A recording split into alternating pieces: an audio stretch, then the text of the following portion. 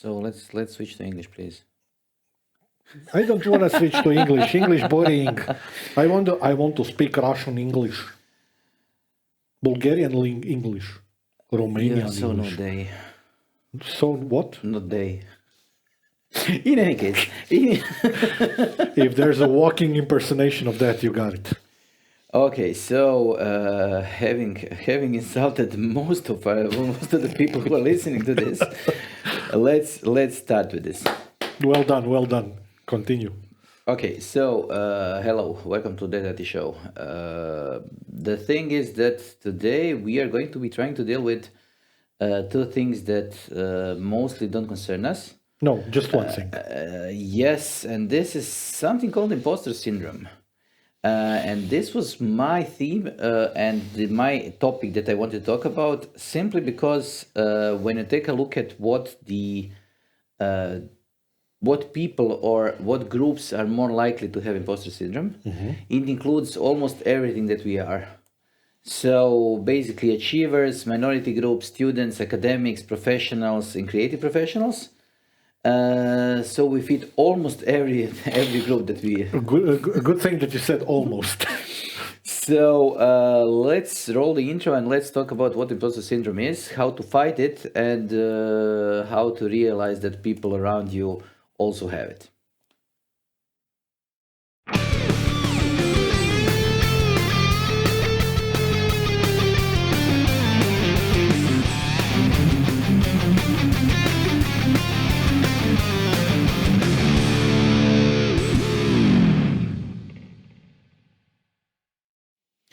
So, what I wanted to reference was you said achievers, and I was wondering which one of us is an achiever, because I don't feel like one.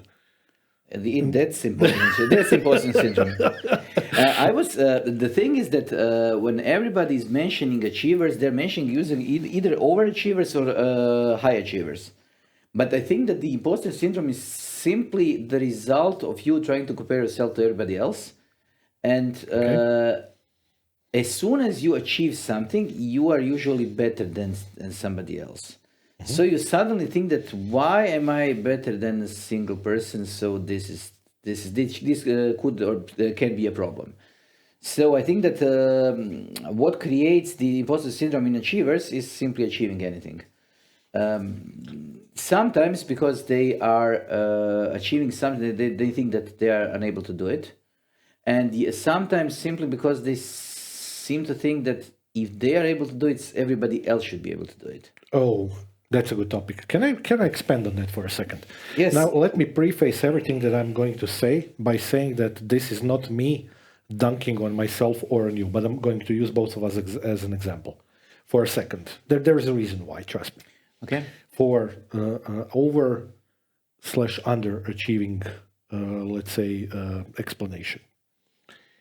I think that both of us, especially lately, if you take a look at the stuff that we've done, most of our viewers don't know it, but we just had a very, let's say, productive period of writing almost 15 different professional and scientific papers for various conferences.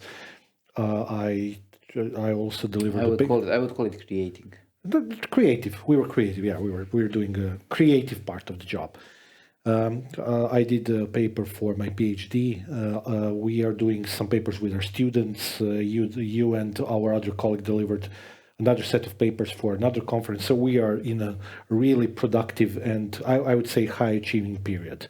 But that's actually the problem for two reasons. One, from the company standpoint, or let's say our environment standpoint, and the second one for us, which is a derivative of the first one.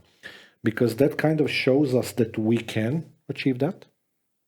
And that doesn't necessarily have to become a normal level. And especially when you look at it from third-party perspective, from people around us, and there are quite a few people around us who don't have as much, let's say, published work and whatnot, which is okay. I'm not saying that it's a good or bad thing. Just saying. In this period, I think we are not overachieving. I think we are just achieving. Because I'm also very aware of the fact that both of us, and I'm sure you're going to agree with this, we could achieve even more. The thing is that if we were able to put our minds and our willpower and concentrate a little bit more to it, if we wanted to, we could do even better of a job. But even so, we are still achieving quite a bit. And again, this is not a criticism. I'm just establishing some baselines for us. I don't think that what we've done in the past month or so is overachieving. the thing is that people need to get the context. When you're saying it like that, you seem to be bragging, and the thing is that Which is not my intention. No, this is not. This is that. Okay, you are bragging a little bit. I also bragging a little bit because we achieved 100,000 subscribers. Thank you, guys, and everything else. But the thing is that both you and me are used to working in a magazine. And journalism is something that is much more complicated when it comes to everyday writing than academy ever will be. Because in journalism, you sometimes need to create a lot of content that doesn't make sense. First, very you need quickly. to do it quickly. So And it has to be competent, otherwise it doesn't make sense. So what you need to do is you need to create something that is going to be more or less material for a scientific paper when it comes to volume each day in a normal magazine. So the output, Even more, the output is not the problem. If I'm able to put out one or two articles for any conference, this means that I have done 1/15 of what I'm used to, what I was used to writing when I was a Exactly, journalist. that's an excellent So this comparison. this is not the thing. The thing is that, and this is where imposter syndrome doesn't exist. When you are good at something, and this something is, okay, let's call it a trade. It's not, writing is a trade. Writing is something you can actually learn. You can go sit by your desk, open your screen, computer or your writing machine or even a pen and a paper, and you can just start writing. It is going to be complicated for you for the first 2 or 3 months. It is going to be less complicated the next 6 months, and then you're going to be able to do the writing. I half disagree with this, but continue. Yes, but you can work on that. You can. You don't need to be Absolutely. talented to do writing. Oh, no, I disagree there, but No. what I wanted to If you want to be a good writer, Yes, yeah, you need exactly. some talent. But to do regular writing, so the things that are written in a regular research paper or a regular paper as it is for the conference, you just need to be a competent writer. That doesn't require creativity. Creativity comes when you need to create the theme and you create the idea that you are going to write about. But writing is simple once you learn it. And if you take 10 to 20 years to learn it, then it's simple. Okay, we started back in college, so yeah. Yes, but this is the thing. No, This is the but thing I still actually that's all of the points that you made are understandable and very relatable as well.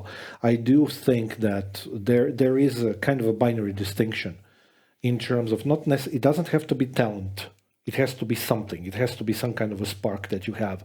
I kind of got it from my dad because he was always writing on the typewriter, and I spent countless hours when I was very young looking at that and then typing, etc.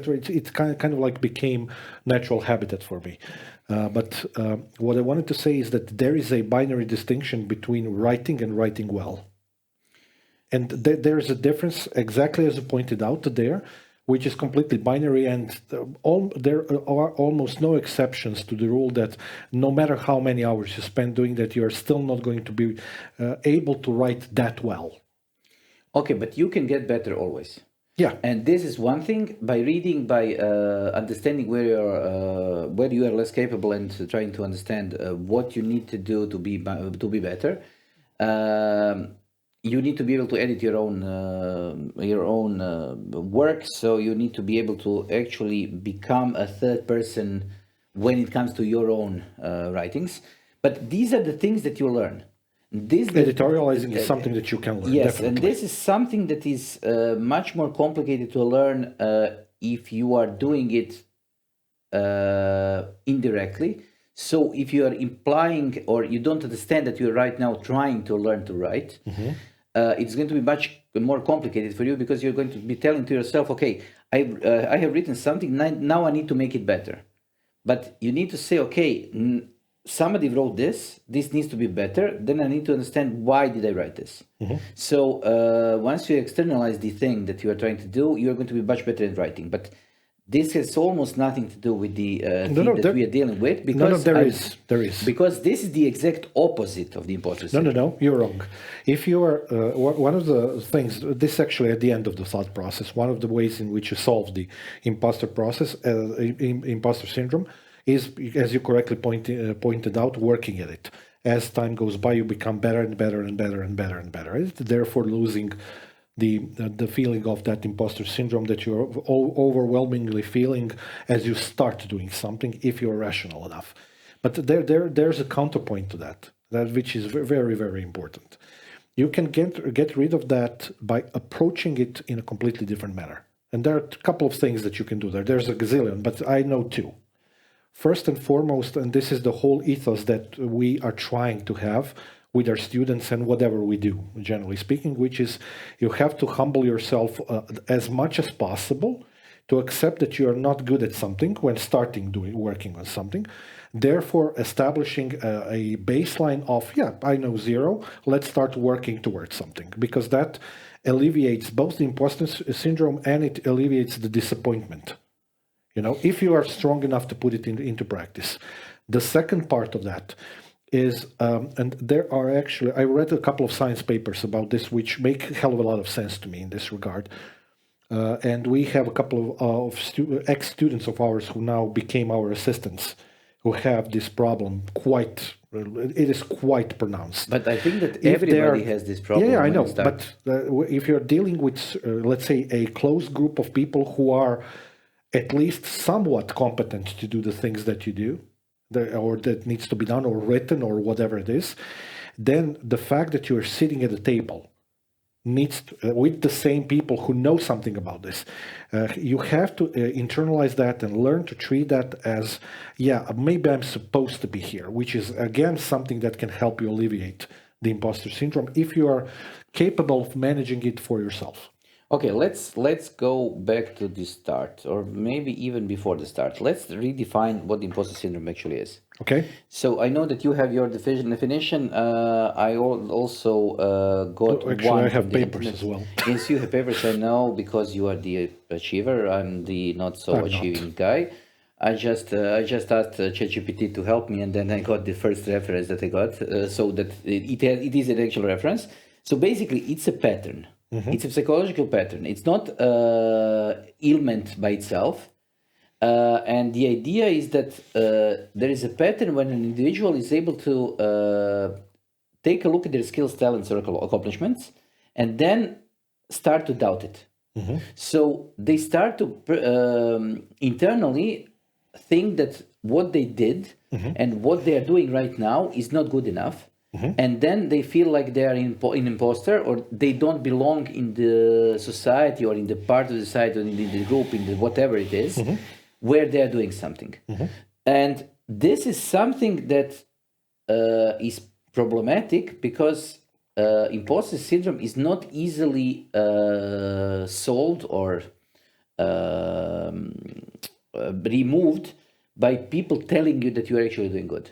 Because the part of the imposter syndrome is you not believing that people are telling it like it is, but they are telling it because they want you to feel better, but you are not so good. So this is the imposter syndrome. And the way that people are dealing with the accomplishments and the external evidence of the competence is either that they say they're being lucky, or that something was deceiving others to think that this is an actual thing. So that somebody who is looking through their work is, for some reason, other than the work being good, deciding that the work is good.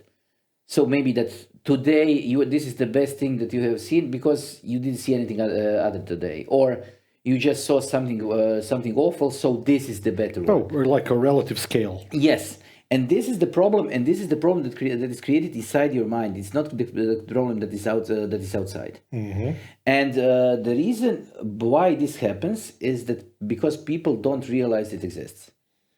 And then they suddenly start to self-doubt. Then they start to think about what they're doing and try to start to become paranoid about doing things that they're doing correctly because they are trying to grade them internally while thinking that they're bad.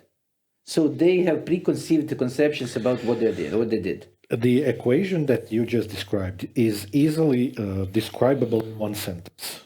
Yes. A very big part of the imposter syndrome, as you just described, it is that people spend way too much time thinking about the ego part of that, because there is an ego there that needs to be humbled down, as I mentioned earlier. And also because of the fact that the ego is active a lot of times when people are dealing with what they call imposter syndrome, whether it's real or not, there's a second part of that, which is that people oftentimes make mistakes of constantly comparing themselves to others. And this while is they should only be comparing themselves to themselves. And this is one of the strategies to actually stop it. So if you stop comparing yourself to anybody else, or in other being told other ways, if you try to concentrate on your goals and try to concentrate on what you're doing instead of trying to grade it, this is going to help. Yeah. And you don't even need to read an article or a book for that. This comes with experience, But the thing is that the coping mechanisms or the mechanisms to solve those important systems are basically simple. Stop comparing, accept that there is no such thing as a perfect anything, because if you do this, you are never going to achieve anything because you're not going to even try. Usually, people tell this is the thing when I was working when you were in the magazine. That feeling when you suddenly, after a couple of months or a couple of years, understand that there is a deadline. You are going to meet it. You're going to meet it with something that is going to be 1 month is going to be perfect. Next month is going to be awful. Deadlines are actually a very good mechanism to cope with imposter syndrome. If you're somebody like me, that helped me immensely. And to me too, because they stop you from reiterating and thinking, okay, can this be done better? No. It is done. I need to finish it. It is what it is. Let's publish it and let's go. And this is one of those things where people don't understand. If they didn't work in the magazine and in something that is published, they don't understand the mechanism that people who did this have when it comes to realizing what has been done, especially when it comes to printed papers. Because what is different between us and people who are doing publishing today is that they can always go back and correct the errors, do something, change the subject, change the article, whatever. Subtitle, paragraph, whatever. What we had back by then was once the stuff was printed, that was it. Errors were in there. We had huge errors. I don't know about your magazine, but errors happen. Oh, yes. Errors happen. They can be immense. I remember that once we reprinted the whole page from the previous magazine, and this page was completely reprinted, including the name of the month and everything else. So I don't know. In July we had June magazine and so on. But this was part of the actual work. If you are printing, as we were, something like 2,500 pages per year. If you do one promille of errors, this is going to end up being 2 whole pages of errors. Yeah. So this is something that is normal. And this is thing that people need to understand. Being an imposter means that people don't like you. If the people around you think that you are doing a competent job, I'm saying competent, not perfect job, a competent job, they're going to support you. So as soon as they're supporting you, this means that they don't consider you an imposter. You just reminded me of something which is an excellent additional point to what you just said. So mistakes are normal. They're going to happen. That's why you can rewrite stuff. Mostly today, printed magazines are almost nowhere, so who cares? But most common mistakes, and I remember this vividly from the days when I was still working in a magazine, were usually result tables of the tests. The most common errors that we made were always there because we in the testing lab made a huge Excel table with, I don't know, 20 products, one by one on the top of the page, and then you had, rows, columns, whatnot, and you had, let's say, 50 different numerical or string-based criteria on the left-hand side, and you had to fill in the page, which we almost always did correctly. But then when you have to copy-paste that into Quark, into InDesign or whatnot, sometimes the people doing the designs, they didn't copy-paste it correctly. Later on, we were in charge of that, so we were doing the copy-pasting. It's not necessarily easy. It's a repetitive, boring as hell job. And most of the mistakes that we did, which we had to then correct in, let's say, the next issue or something like that, were most commonly there. But even when I started writing, which was, again, in college days, first article when I wrote it, I remember our mutual friend who worked with you in your magazine contacting me about writing that magazine, and we cheered him in one of the previous episodes a year ago. I was sure that I can write it. I was actually sure that I could write an article before, without knowing actually upfront that I can, because I didn't write before that at all, outside of the regular schoolwork stuff that everybody does. And it turned out to be okay. Next one was even better. Next one was even better. But that's exactly the algorithm that we discussed. The way in which you don't compare yourself to somebody who's been doing it for 20 years. Just keep on working on yourself. And I never felt that syndrome. I never knew it existed until a couple of years ago when somebody, probably you mentioned it. Actually, I'm pretty sure it was you. Okay, but this is the thing that people are usually too scared to mention, and this is some of the things that I like to talk about, or I like to help people understand that if they're having, this is not a mental problem, this is a mental block. If they're having some sort of a mental block because we are complicated, they need to think about it, they need to talk about it, and they need to make themselves aware that it exists. Because this is the way to solve that problem. If you want to solve your, writer's block, what do? You write. You're right. And this is counterintuitive. Because people say, okay, I have a writer's block. I cannot write about the topic. It's not worth chatting endlessly about. The thing is that people who are starting to write, they're trying to create something. It's not writing. It's podcasts. It is music. It's whatever. Sports, whatever. Yeah. You are going to suck at it. Yeah. That's the starting point of everything. The first time you start to do something, you're going to suck at it. You are going to be the worst one that has ever started, other than the other people who just started. Because you're going to be comparably bad at it. So basically, everybody who's starting is going to suck at it, so everybody sucks. Yeah, that's normal. And then by practicing, working, and doing something, you are actually becoming better. Whatever it is. Yeah, I agree.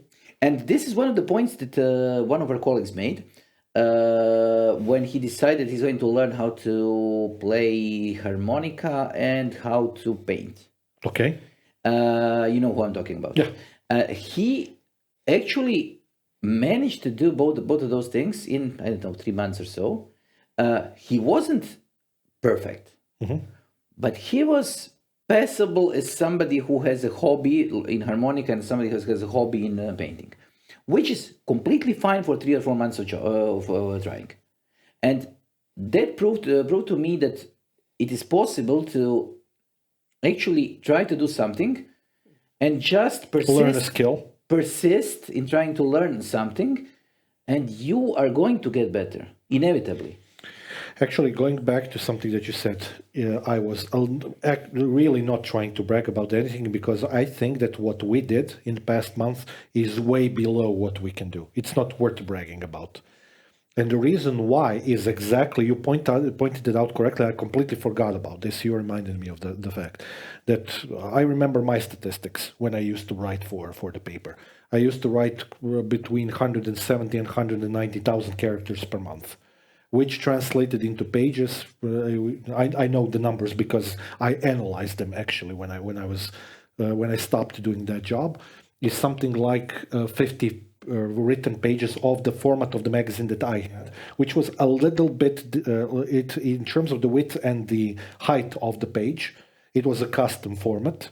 In our magazine, it was a little bit bigger paper than what you had. That's why the numbers are a little bit different for you. That's the only thing. You used to write a lot as well, I know. But 50 pages out of a 100-page magazine, basically, because 60 pages were commercials. And it was roughly 160 pages. I completely forgot about this. Thank you for reminding me of that, which was one of the most perfect schools of you have to get it done. There is a deadline, which we always missed, of course, because that's the nature of the business in IT magazines, or it used to be, because you always wanted to be up to date, and there were always products coming after the deadlines and whatnot, but you always wanted to be current. And that helped immensely with the stuff that both of us are doing today, which is why both you and I, and I've seen you write papers, I know how you write because you write it the same way as I do. You basically try to write from experience. Okay, but professional papers specifically. I'm not talking about scientific papers, that's different. Because professional papers are meant to solve a professional problem. And if you know one, if you are competent in it, because you've seen it in production, you mulled over it for years, you had multiple different applications managing that problem, whatever. Like last year you did a paper about passwords. Stuff like that. We've been thinking about it. We've been like creating a goulash of thoughts for that type of papers for 30 years. So it's easy to write that. Everything new from scientific perspective, that's different. But I don't think that... And I still think that we are heavily underachieving for what we could do. I think that the reason why we are underachieving is because we are doing too many repetitive jobs that are completely under what we are able to do. Yes. And I think that we should delegate much more. But this is just another Exactly point. It doesn't have anything to do with imposter syndrome, so I'm going to just stop it there. No, it does. Because I don't want to do the self-help thing now. I want to do the other coping things and try to do the other strategies, because some of them you're going to like. So like share your feelings with your mentor. Star Trek. But share your feelings is Wrath of Cat. No. The thing is that share your feelings has a bad ring to it. The thing is that the first coping strategy is to acknowledge the feelings.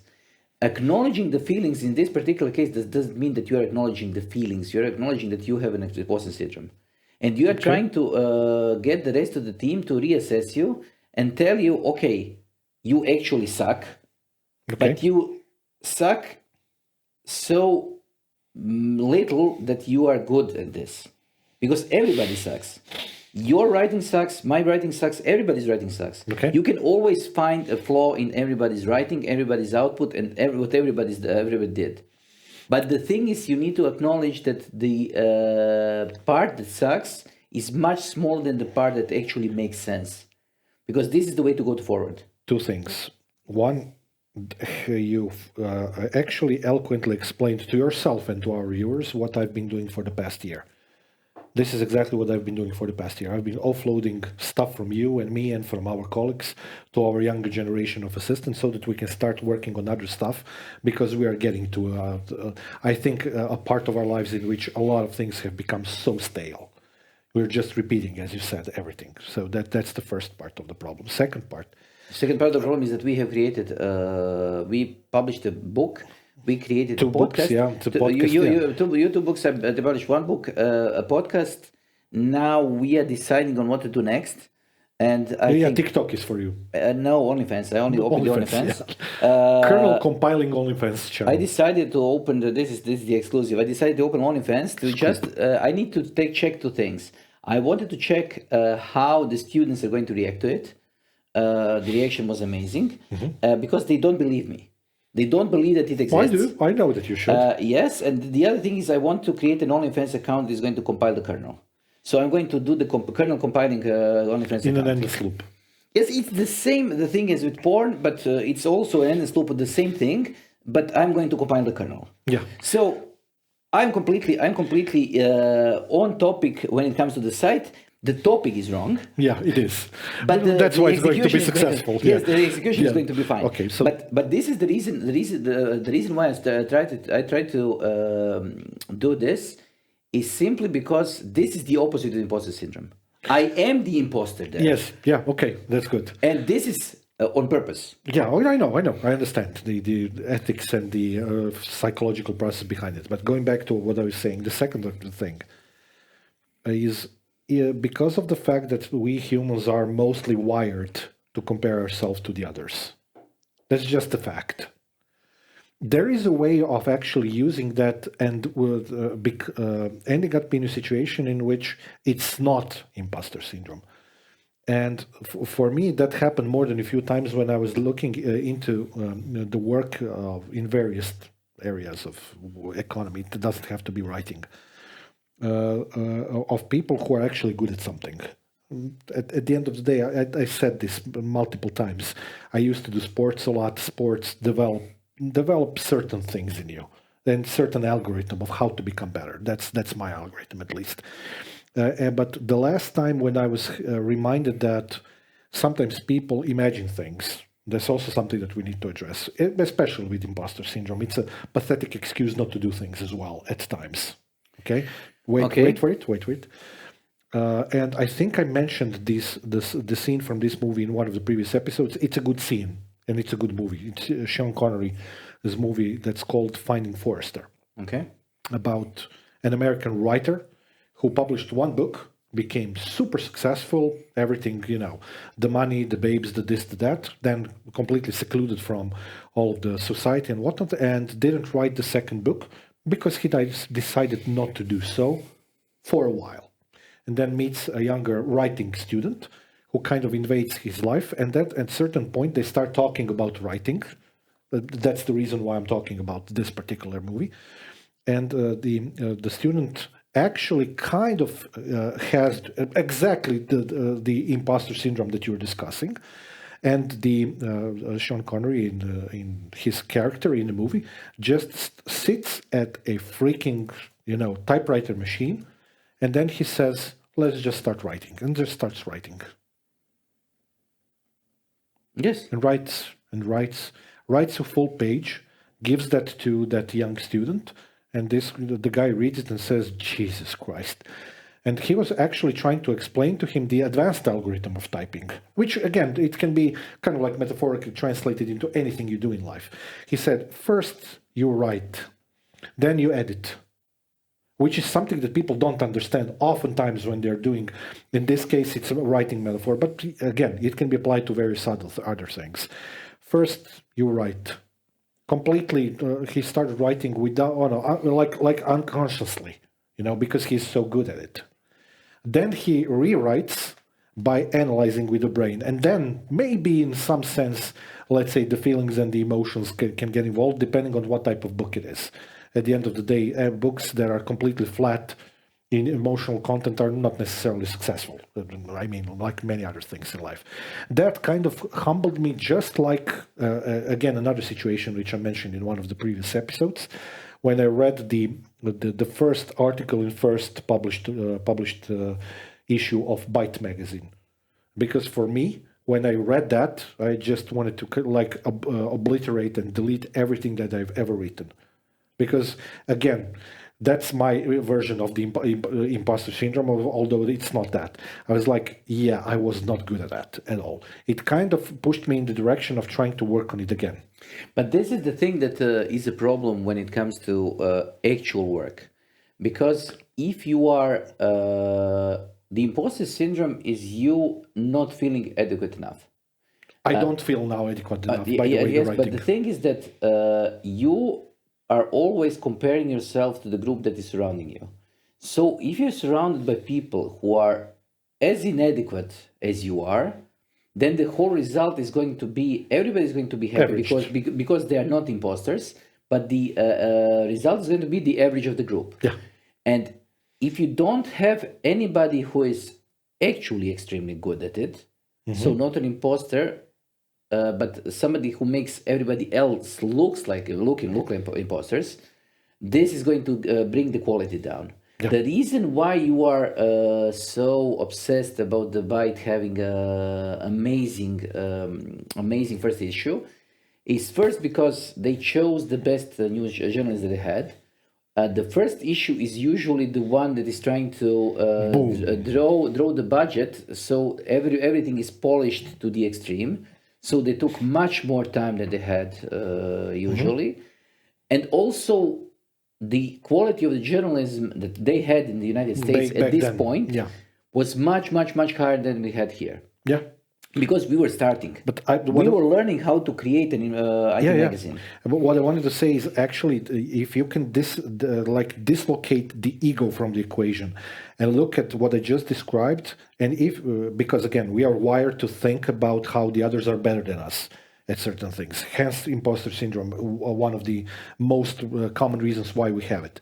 If you're actually able to reverse it and say, Jesus Christ, this person is so much better than me, but not get sad or mad or negative about it, but actually say, okay, he or she is so much better than me than that. Let me work on this. Use it like as a metaphor for getting more energy into it. Using it as a metaphor or as a source for some kind of a drive in yourself to improve yourself. Then imposter syndrome is not going to happen.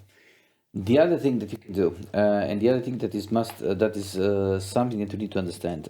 When somebody asks me how to start writing something, I always say, and students ask us this. Yes, I always say you need to start from the middle. The problem is that people are trying to overthink the start of the article. That's why I've mentioned Finding Forrester. The intro, the whatever it is called. Correct. And the problem is that if you want to be able to write, you start in the middle. Then you go on chasing your thoughts and so on. And then suddenly you know how to start. Without attending that class, because you are going to sign in for the PhD program in the future. But I attended a class at our previous university in which the manager of the program, who happens to be a PhD in whatever, telecommunications, doesn't really matter. She was talking exactly about that there are multiple different ways in which scientific writing happens. By extension, any writing can happen in that way.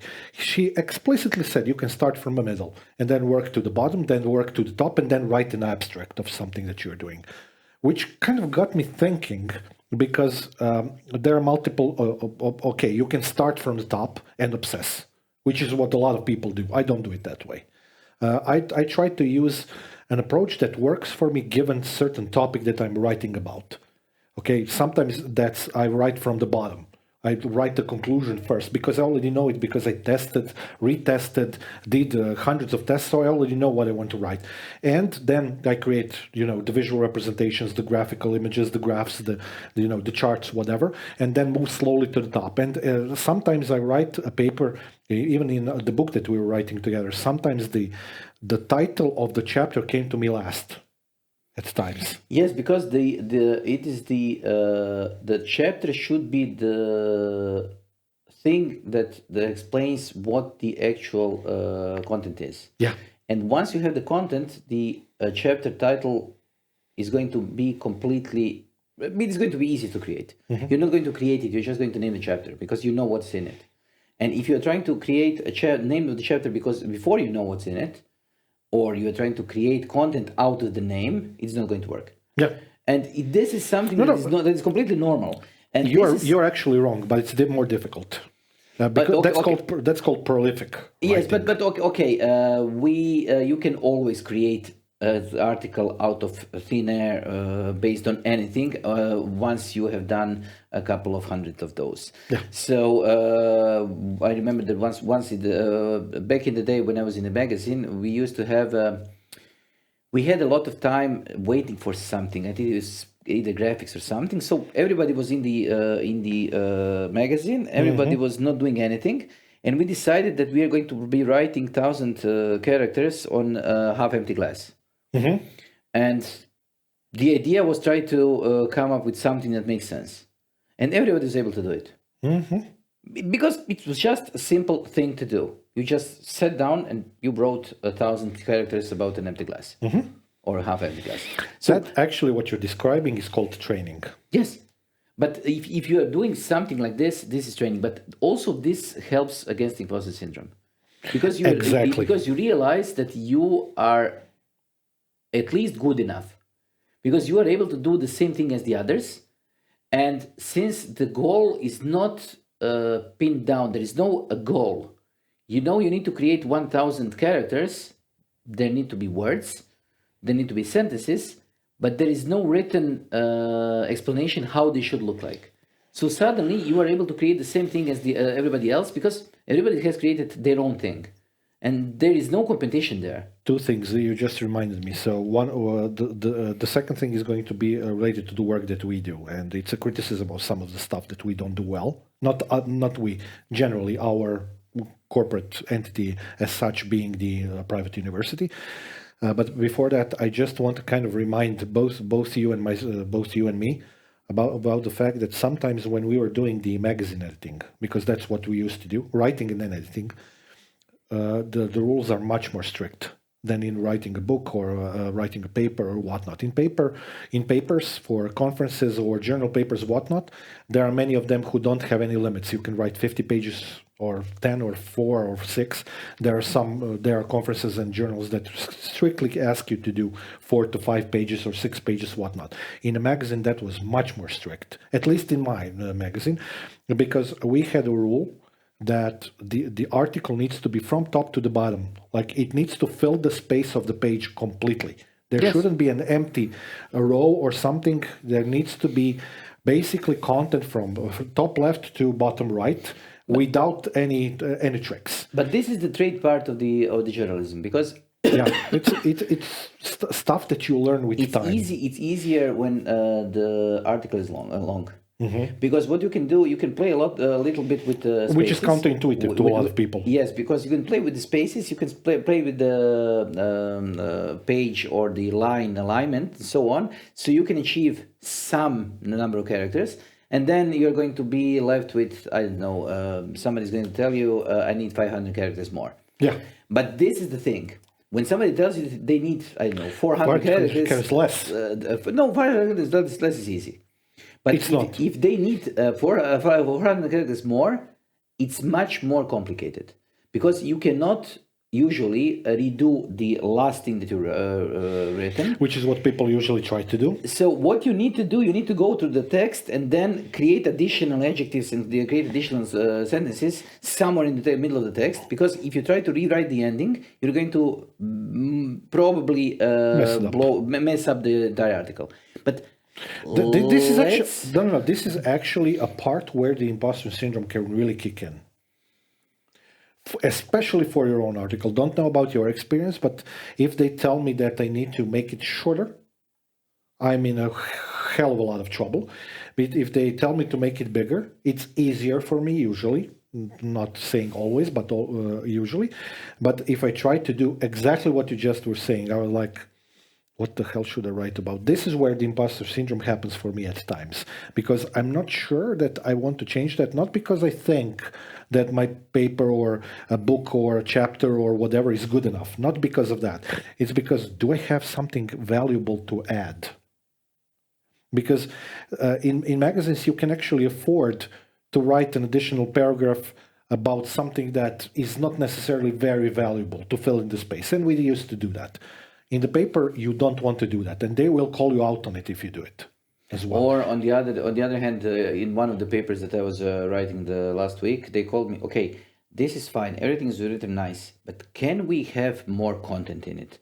Because what I did is Exactly. I did the journalistic approach. Because I wanted to do the article, what I wanted to say was pretty small. So what I did is I created an article that was a journalistic article. That was not, this article was not good enough to be a scientific paper. It's not a scientific or professional paper, whatever it is. It's a professional article, but it's professional enough to just pass under the which is something he is known to do. yes, but I published. You're efficient. But I was able to publish it. So I was completely aware of it. Everybody who read it was completely aware of it. And this, from my perspective, makes it good enough. because It would drive me mad, and that's when my imposter syndrome would start overdriving. No, the problem is that everybody understood what I was doing. They understood what they had to do, but they were everybody agreed. Okay, this is good enough. Let's roll with this one. This one is good enough. Let's not talk about it. Yeah, I mean, I actually admire you for being able to do that. Although I constantly, mostly sarcastically and because of humor, not because of real reasons, I usually scold you for that because it's fun. But if I had a situation like that in which I got 20 different, 30 different comments on a paper, this is when my version of imposter syndrome would kick in heavily, and I would keep myself to death with a sledgehammer over the top of my head. Why didn't you do it from the first get-go more properly and whatnot? Because most commonly, especially in journals are a different ballgame. But on conferences, usually people do have the best intentions towards your paper. They do want to publish it, but they want you to make it better. And like 99% of the comments that I got back from dozens of papers that we published are actually related to making your paper better. So I have no reservations about the intent of the other side of that story. I don't see a problem in either. The thing is that I had the goal. I wanted to publish a paper. I want to create a paper good enough to be published. And I didn't want to go overboard with the paper because I didn't have enough time. Nobody has enough time for all the papers that we did. Especially for the papers, yes. Yes, so I basically did the good enough job. And this is something that I'm not proud of, but I know how to do. And this is the difference between people who think they are good enough and people who are good enough. Mm-hmm. I consider myself good enough to be able to understand what is good enough. Yeah, I get it. Yeah, I know. And this is the thing. I admire that a lot. I'm not my principle, but I admire it. Hence the reason why I want to return the papers and the writing. I wanted to just use that as a metaphor for the topic that we're describing. That's it. But what I've been doing in the past year is actually trying to kind of, you said, you didn't use the word offload, you said delegate. I'm trying to slowly move away from what we used to do in the past. In the past, our little island of people in our organization used to publish paper in a way, mostly at least, in a way which was algorithmic. We kind of gathered ideas, I got all of them, and I was basically editing every single article before it was going out. And I'm trying now to kind of like teach the younger generation to do stuff related to that as well. I'm actually mentoring 4 or 5 of them right now as we speak, how to do it properly. 4 or 5 of the really good students, because I cannot spend thousands of hours working with everybody. And it's not only that, I'm not trying to kind of like segregate them. There are people who are interested in that and want to pursue it, and there are many more students are not interested in pursuing it. So for me, the population that I am aiming is always going to be students who actually want to go that way. This kind of makes me want to go back to the point that I was trying to make earlier, which I didn't make because I forgot about it, but I remembered. There is a flaw in our logic as a university entity. In terms of, we have very strict guidelines in terms of what we need to do, one of which is we have to write a paper per year. That's all fine. That's perfect, actually. The problem is that we expect people to know how to do it. And that has many faces. It's not only about learning about the conferences, learning about the timeline, or about production values, about the templates. Templates are very difficult to master for the conferences, especially for the journal papers. There's like 10 different things that you need to kind of get the grasp of that are quite complex. But our failure is not that. Because if you want to work in academia, you have to learn that. It is individual. I cannot teach you that, you cannot teach me that. You have to kind of like let people go through the ringer of learning that to become good at it. But there's a second point to be made. And your metaphor about half-empty glass was perfect. We need to start, we need to have a framework for the teachers, for the employees, to teach them how to write. Specifically in a way which you mentioned. Let's say first lecture. This is a glass. Write 1,000 characters about it, and slowly build skill set. Yes, the thing is that quietly gave up on the imposter syndrome as being the topic of the episode. No, it still is. No, because but, everybody gets to imposter syndrome who hasn't had the chance to go through that, because we presuppose that they know how to write, which they don't. And that is but the thing- core of thing the is idea that- of it. No, the thing is that usually the problem is that if you are unable to visualize how complex the thing is, and you suddenly are tasked to do it, if you overthink about the complexity, you usually overthink about how unable you are to fulfill it. Correct. And let's take any example possible. I don't know, Linux, Windows, administration, I don't know, automation, whatever. If you know how to do it, you are usually competent enough to do it. If you don't know how to do it, you're going to be overconfident. But if you have done it Ego. Yes, ego. And if you have done it so many times that you think that you don't know anything because right now you're just starting to learn it after thousands and thousands of hours, then you are going to have a problem, because you're going to see, okay, I could have done better. This could have been done better. And this is when the real imposter syndrome kicks in, because you are much better than you think you are, but you are weighing yourself down because you are completely wrongly assessing your capabilities and input in the field. And this is one of those things where there is only two people who can solve this: you and you. You and you, yeah, I agree. You and your other half of you. Yes. Yeah. And the other thing is that when we mentioned the writing, I just want to say one thing. As soon as you realize that what you're going to write is going to be different from your spoken word, you are going to be writing much better than you are. Correct. Because you need to realize that different halves of your brain are involved in the different things. So if you are able to write and then read it out loud to yourself, you're going to realize that these are two different texts. Correct. These are two different people who are writing the same thing. And those two people can actually interconnected work together, or they can be against each other and trying to overconfidently overcorrect your texts. This is actually so similar to something that I heard about in one of the interviews that John Mayer did a couple of years ago, which is perfect metaphor for this. And the interviewer asked him, "What is the writer's block?" Okay. Writer's blocks can be directly related directly related to imposter syndrome very easily. It's a straight line between those two things. And he said, metaphorically speaking, that the writer's block is when the writer in you and the listener in you are not on the same page. Basically, when the listener in you doesn't like what the writer is saying. Or the reader in you, because... Reader, yes. Yeah, whatever it is. I'm using a music metaphor here for a second. It's still writing, whether it's notes or words or doing anything else, sports, whatever you want to become good at. So that's an excellent description of the writer's block in this use case. And that can also lead to, let's say, various other explanations about how imposter syndrome happens. Because if you force it, when the reader doesn't like what the writer is saying and writing, this is when imposter syndrome can kick in very quickly.